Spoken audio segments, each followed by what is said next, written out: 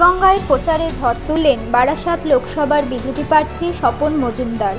কখনো হুটখোলা জিপে, কখনো পায়ে হেঁটে কিংবা টোটো চালিয়ে সাধারণ মানুষের কাছ থেকে হাতজোড় করে পদ্মফুলের চিহ্নে ভোট চাইলেন স্বপন মজুমদার। টোটোতে বসে তৃণমূল প্রার্থী কাকুলি ঘোষ দস্তিদারকে কটাক্ষ করলেন তিনি। সোমবার দেগঙ্গার কার্তিকপুর থেকে সুসজ্জিত শোভাযাত্রা সহ শুরু হয় প্রচার যাত্রা।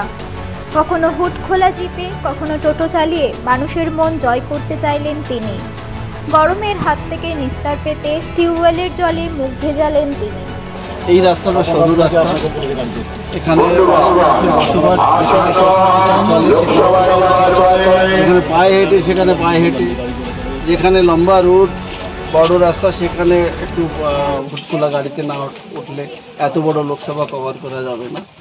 তবে আমরা তোকে সঙ্গে নিয়ে সকলের উন্নয়ন করা, তাই সকলের সঙ্গে দেখা করা এবং সকলকে নিয়ে যাতে আমরা আগামী দিনে এগিয়ে যেতে পারি, সেটাই আমাদের মূল লক্ষ্য। আর যারা কাটমানি খেয়েছে, যারা চুরি করেছে, তারা আজকে শাসক দলের ফ্ল্যাগ ফেস্টুনও শিখছে হারার ভয়ে। হেরে যাওয়ার পরে শেখ শাহজাহানের যে অবস্থা হয়েছে, বাঘের বাচ্চা বিড়ালের বাচ্চা হয়েছে, এখানে আর এক উপপ্রধান আছে বিড়ালের বাচ্চা কুকুরের বাচ্চার মতন ব্যবহার করছে।